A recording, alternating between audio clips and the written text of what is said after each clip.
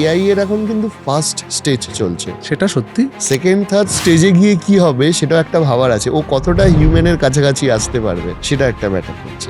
হ্যাঁ, ডেফিনেটলি সেটা ক্রমশ প্রকাশ্য আর কি, যে ভবিষ্যতে কি লেখা আছে। তবে হ্যাঁ, একটা এআই দিয়ে তৈরি গান আর একটা এআই দিয়ে তৈরি ছবি দেখলেই তফাৎ করে ফেলতে পারি। একজন মিউজিক কম্পোজার হিসাবে এখন গান বানানোর সময় কি কি থট প্রসেসের পরিবর্তন এসছে, যে এইটা কি এখন মাথায় চলে যে এই গানটার হুক লাইন আরো স্ট্রং হওয়া উচিত, বা এই গানটা রিলসে চলবে কিনা?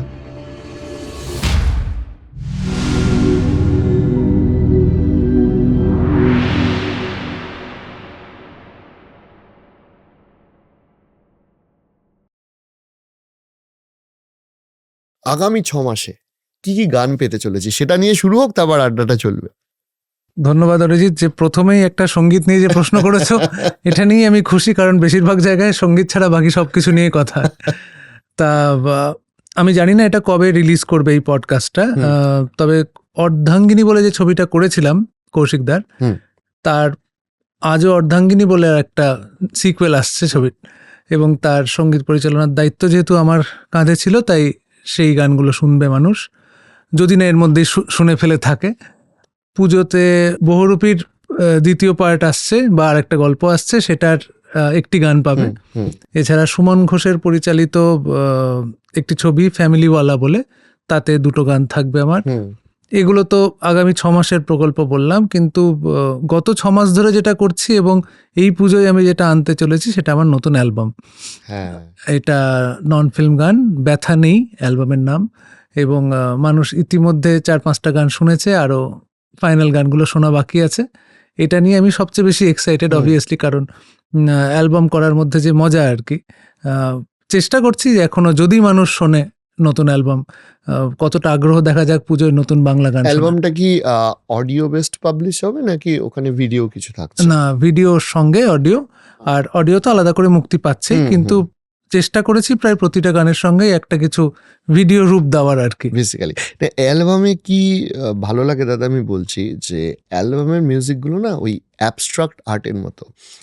আমাকে আমার মতো থাকতে দাও, এই গানটা তোমার কাছে যে মাথায় যে ছবিটা আসবে, আমার কাছে আর একটা ছবি আসবে। এই কোটি কোটি দর্শক কোটি কোটি বার যতবার শুনবে তার কাছে আলাদা আলাদা ছবি আসবে। এবং আমার কোথাও কি মনে হয় যে অ্যালবামের মিউজিকটা খুব দরকার ওই ফিলিংসটার জন্য। আসলে তুমি যেটা বলছো যে ভিজুয়াল ছাড়া গান আর কি, সেটা তো ভীষণ প্রয়োজনীয়, কিন্তু এখন সমস্যা তোমার সাথে একটু আগেই আলোচনা হচ্ছে যে রিলস আর ভিডিও আর এই সোশ্যাল মিডিয়ার জন্য গানের আলাদা করে তো আর গান মানে ক্যাসেট বা সিডি এগুলো তো উঠে গেছে, যার ফলে সোশ্যাল মিডিয়ার মাধ্যমে গান পৌঁছায় এবং গান প্রচার করার মাধ্যমও খুব কম, তাই জন্য ভিডিওর প্রয়োজনীয়তা ভীষণ হয়ে দাঁড়িয়েছে। কিন্তু তোমার সাথে আমিও একমত যে ওই যে ভিডিওটা মানুষ দেখছে ওটাই শেষ ভিজুয়াল নয়, ওই ভিজুয়ালটা চলে যাবে, মানুষের মধ্যে যদি গানটা থেকে যায়, সে তারপর নিজে কল্পনা করে করে আরো 1000টা ভিজুয়াল সে বানাবে। আমি এখানে একটা কথা বলছি যে ধরো যখন তোমার মানে আমাকে আমার মতো থাকতে দাও, ওটা কি তোমার প্রথম ফিল্মের মিউজিক ছিল না তার আগেও? না, ওটাই আমার ডেবিউ ছিল। ফাটাফাটি ডেবিউ, মানে বৈভব সূর্যবংশীর আগে তোমার ফাটাফাটি ডেবিউ বাংলা ইন্ডাস্ট্রি দেখেছে। যাই হোক, হোয়াট এভার, জোকস অ্যাপার্ট, আমি বলছি যে ওই সময় যখন ধরো গান তোমরা তৈরি করছিলে, তখন একটা গান বানানোর সময় গানের লিরিক্স বা সুর এগুলোর সাথে সাথে মিউজিশিয়ানদের রেকর্ডিংয়ে একটা পার্ট থাকতো, যে আমি কতগুলো আমার লাইভ মিউজিক রেকর্ড করছি, বা ইন্টারলিউড প্রিলিউড একটা। অনেক সময় আমি শিওর যে মিউজিশিয়ানরা তোমার কাছেও এসে দাবি করেছে, দাদা আর 8টা বার এক্সট্রা দাও, আমার একটু এই পার্টটা বাজাতে চাই। সেই জায়গা থেকে আজকে 30 সেকেন্ডের রিল। একজন মিউজিক কম্পোজার হিসাবে এখন গান বানানোর সময় কি কি থট প্রসেসের পরিবর্তন এসছে, যে এইটা কি এখন মাথায় চলে যে এই গানটার হুক লাইন আরো স্ট্রং হওয়া উচিত, বা এই গানটা রিলসে চলবে কিনা? সত্যি কথা বলতে নিজেকে এখনো ওরম ভাবে পাল্টে ফেলতে পারিনি। এখনো আমি প্রাচীনপন্থী আছি হয়তো, যে আমি গানটা তো একটা ভাবনা, সেটা কথা বা সুর আর সঙ্গীতের মধ্যে দিয়ে প্রকাশ পাচ্ছে, সেটার একটা দৈর্ঘ্য আছে, সেইটা কিভাবে সাজাবো সেটা আমি কিন্তু আমার মিডিয়াম ছাড়াই আমি ভাবি, মানে রিলে যাচ্ছে না, ইউটিউবে যাচ্ছে না, কোথায় যাচ্ছে, এটা ছাড়াই ভাবি যে এই গানটা, কারণ আমরা তো মানে আমি যেভাবে গান শুনি আর কি, আমি যখন গান শুনি আমি কান দিয়ে শুনছি, শ্রবণ করছি গানটা এবং সেটা আত্মস্থ হচ্ছে। হুম, তা আমি ভাবি যে আমার শ্রোতা যখন শুনছে আমার এই গানটা যখন, সেও যেন সেভাবে শোনে এবং তার এই যে গোটা চিত্রটা গানের আর কি, একটা ইন্ট্রো থাকছে, হুম। তারপর একটা লিরিক থাকছে, তারপর আবার একটা মিউজিক আসছে, আবার অন্তরা হচ্ছে বা কোরাস হচ্ছে, কিছু হচ্ছে করে এই যে গোটা জিনিসটা আমি দেওয়ার চেষ্টা করি এবং গোটা জিনিসটাকে সাজানোর চেষ্টা করি। আমি এখনো ইন্টারলিউড প্রিলিউড নিয়ে সমানভাবেই ভাবি এবং আমি কখনোই একটা চমৎকার 30 সেকেন্ডের হুক বানাতে হবে হুম। এরকম ভাবে ভাবি না এখনো। হুম। জানি না ভবিষ্যতে কি লেখা আছে, কিন্তু আপাতত এখন অবধি ভাবিনি। কম্পোজিশনের ক্ষেত্রে আরেকটা জিনিস আসছে, সেটা হচ্ছে যে মানে আমি তোমার মতটা জানবো যে মিউজিকের ক্ষেত্রে আগে একজন মিউজিশিয়ান বা একজন ভোকালিস্টের ক্রেডিবিলিটি ডিপেন্ড করতো যে সে কতটা রেওয়াজ করছে বা ইত্যাদি, একটা মিউজিক কি পর্যায়ে আসবে। সেটা কিছুটা পরিবর্তন এসে ভিএসটি ইত্যাদি ইত্যাদি এলো, বা আমি বলছি অটোটিউন ইত্যাদি ইত্যাদি হুম, এলো। তার পরবর্তীকালে এখন যেটা লক্ষণীয়, যেটা হয়তো মিউজিক ইন্ডাস্ট্রির জন্য খুব একটা সুখবর নয়, কিন্তু স্টিল আমাদের তো টেকনোলজি নিয়ে চলতে হবে। আর্টিফিশিয়াল ইন্টেলিজেন্সের যে মিউজিক, এইটা মিউজিক ইন্ডাস্ট্রির জন্য কতটা প্রভাব ফেলবে? দেখো, এআই মানুষকে সাহায্য করবে বলেই আসছে, রিপ্লেস করবে বলে আসছে না। এবার সাহায্য তো অনেকেই নিচ্ছে, ইনফ্যাক্ট আমরাও নিই অনেক সময় কোরাস ভয়েস আর এগুলো, যখন যেগুলো অতটাও বোঝা যাচ্ছে না, ক্ল্যারিটি যেখানে প্রয়োজন নেই সেখানে আমরা ব্যবহার করি আর কি। কিন্তু তুমি যে মানে মূল জায়গাটা নেওয়াটা একটু সমস্যার, কারণ আমরা কিন্তু এখনই একটা এআই দিয়ে তৈরি গান আর একটা এআই দিয়ে তৈরি ছবি দেখলেই তফাৎ করে ফেলতে পারি। হুম, এবং এই যে পোস্টার তৈরি হচ্ছে, এত এত পোস্টার আজকাল তৈরি হচ্ছে এবং আমরা কিন্তু মানুষের চোখে আর কি 2 সেকেন্ড লাগে বুঝতে যে এটা এআই না এটা মানুষের কাজ করা। গানের ক্ষেত্রেও তাই হবে। এবার ইন্ডাস্ট্রির ক্ষেত্রে যদি বলো যে কোনো গান হুম। আহ, বিখ্যাত হলো কিনা, সেটা জনপ্রিয় হয়ে গেল কিনা, এরম হতেই পারে, কিন্তু তার মানেই যে সেটা ডিফাইন করছে মিউজিক তা তো নয়। সেটা তো একটা ভাইরালিটি বলে যে কথাটা বলি আমরা আজকাল, যে ভাইরাল কন্টেন্ট, সেরকম একটা এআই জেনারেটেড হতেই পারে এবং ইদানিংকালে আমরা সেরকম দেখেওছি। হুম। কিন্তু সেটাকে কি সঙ্গীত হিসেবে গণ্য করা হচ্ছে? মানুষ কি সেই গানটা তুলে গাওয়ার চেষ্টা করছে? কোনো বাড়িতে কি কেউ সেটা শেখার চেষ্টা করছে? আমার মনে হয় না এখন। না, এখনো না, কিন্তু একটা বিষয় এটাও মাথায় রাখতে হবে যে এআই এর এখন কিন্তু ফার্স্ট স্টেজ চলছে। সেটা সত্যি। সেকেন্ড থার্ড স্টেজে গিয়ে কি হবে সেটাও একটা ভাবার আছে, ও কতটা হিউম্যানের কাছাকাছি আসতে পারবে সেটা একটা ম্যাটার করছে। হ্যাঁ, ডেফিনেটলি সেটা ক্রমশ প্রকাশ্য আর কি, হুম, যে ভবিষ্যতে কি লেখা আছে। তবে হ্যাঁ, এখনো শিল্পের পর্যায়ে পৌঁছায়নি এখনো এআই এর কাজ। সেটা কবিতা লেখার ক্ষেত্রেই হোক, সেটা গান তৈরির ক্ষেত্রেই হোক, বা একটি ছবি আঁকার ক্ষেত্রেই হোক আর কি। হুম। তোমার গানের সব থেকে বেশি মানে সব থেকে বেশি আকর্ষণীয়, এটা আমার কাছে পার্সোনালি হতে পারে, দর্শকদের অন্যরকম মত হতে পারে, আমার কাছে যেটা লেগেছে সেগুলো হচ্ছে গানের কথা। ঠিক আছে, এখন এটা বললে ভুল হবে না যে তোমার হাত ধরে যে গানের যে কথা বা লিরিক্স, তোমার যে কম্পোজিশনগুলো ছিল সেইগুলোর হাত ধরে বেশ কিছুটা পরিবর্তন হয়েছে এবং আমরা একটু অন্যরকম গান শুনতে দেখেছি।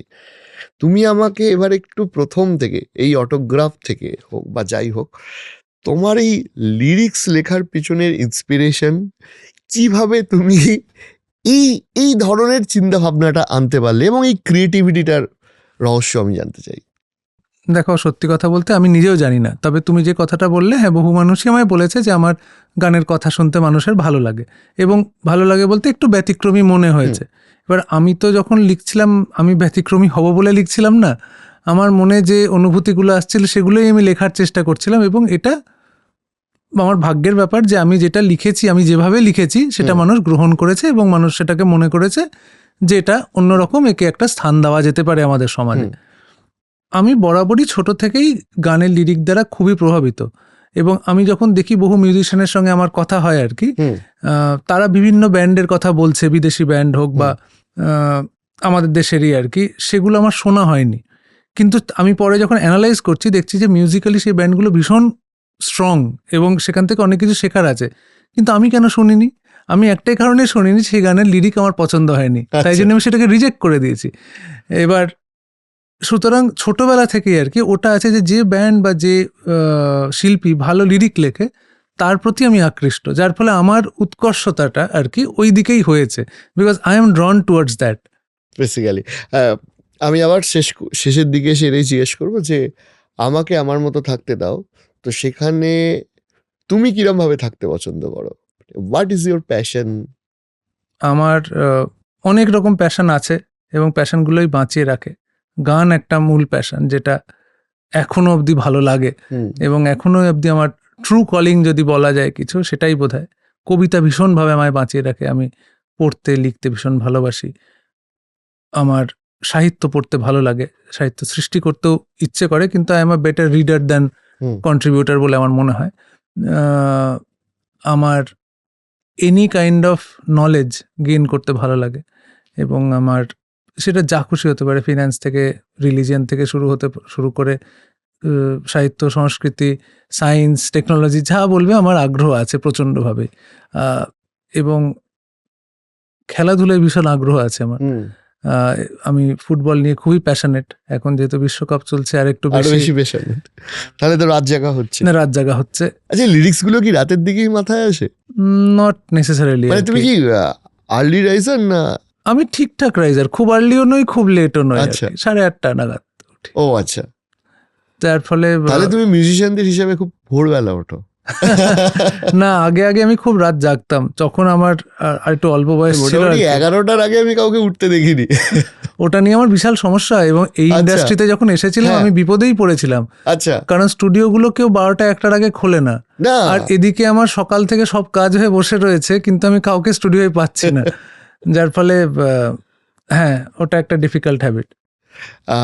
অনুপম দা, অনেক অনেক ধন্যবাদ। আমি শুধু একটাই কথা বলবো যে আমাদের প্রচুর এক্সপেকটেশন রয়েছে এই অ্যালবাম এবং তোমার মিউজিকগুলো নিয়ে। Thank you. আমরা অধীর আগ্রহে অপেক্ষা করে রয়েছি। আমরা ফিল্মের গান বা উইথ ভিডিও তোমার গান তো শুনবই, কিন্তু আমরা চাই যে ওই যে মনের মধ্যে একটা সিনেমা চলে বা একটা মনের মধ্যে একটা ক্রিয়েশন চলে, যে মিউজিকগুলো শোনার পর, বা হয়তো এক একজনের লাইফের এক এক রকমভাবে মানুষ রিলেট করতে পারে। এইটা বোধহয় তোমার গান থেকে সবথেকে বেশি প্রাপ্তি। আমিও চেষ্টা করব তোমাদের এই আশাটাকে আর কি বাঁচিয়ে রাখতে যতদিন পারি। আচ্ছা, এই শেষ হয়ে হইল না শেষ, সেটা হচ্ছে অদ্ভুত কিছু তোমার মেসেজ বা কিছু মনে পড়ছে যেটা দেখে তুমিও চমকে গেছিলে, আরে এটা লোকটা কি বললো গানটা নিয়ে? তুমি সোশ্যাল মিডিয়ার ইনবক্সটা পড়ো? সোশ্যাল মিডিয়ার ইনবক্স কিছু ক্ষেত্রে পড়ি আর কি। রোজ টাইম পাই না। অনেক হয়তো যখন আমি ট্রাভেল করছি, তখন আমার গাড়িতে বসে কিছুই করার নেই, তখন একটু স্ক্রোল করি আর কি। কিন্তু রিসেন্টলি আমি একটি অনুষ্ঠান করতে যাব এবং ঢাকা যাওয়ার কথা আমার। সেখানে বেশ কিছু মেসেজ আমি পাচ্ছি, স্টুডেন্টরা করছে, দাদা পরীক্ষার ঠিক আগে আসছেন, আপনি কিছু করে আমাকে বাড়ি থেকে যেতে দিচ্ছে না, আপনি আপনার ইভেন্টের ডেটটা পিছিয়ে দিন যাতে আমরা পরীক্ষা দিয়ে তারপর দেখতে যেতে পারি। কিন্তু আমি তাদের কি করে বোঝাই যে আমি এটা ডিসাইড করি না, যে অর্গানাইজ করছে তারা ইভেন্টটা করছে। এবং এরকম প্রচুর সংখ্যক মেসেজ আমি পেয়েছি, দেখে আমার খুব ভালো লাগলো যে ইয়াং স্টুডেন্ট, কলেজ স্টুডেন্ট হোক বা স্কুল স্টুডেন্ট হোক, তারা আসতে ইচ্ছুক কনসার্টে। ডেফিনেটলি, মানে এটাই তো প্রাপ্তি। আমার মনে হয় তুমি যেটা শুরুতে বলছিলে যে ওই হাততালি, ওই সাউন্ড, ওই মানুষের ভালোবাসা, ওর থেকে বড় প্রাপ্তি একজন মিউজিশিয়ানের কিছু হতে পারে আর কিছু না। কারণ স্টেজটা না খুব সম্মানের জায়গা। এটা কিন্তু সবাই পায় না, এবং আমরা যারা স্টেজটা পাই এবং স্টেজে যখন আসছি অত মানুষের করতালি, এটা খুব ভাগ্য করে জন্মালে তবে এটা পাওয়া যায়। ডেফিনেটলি।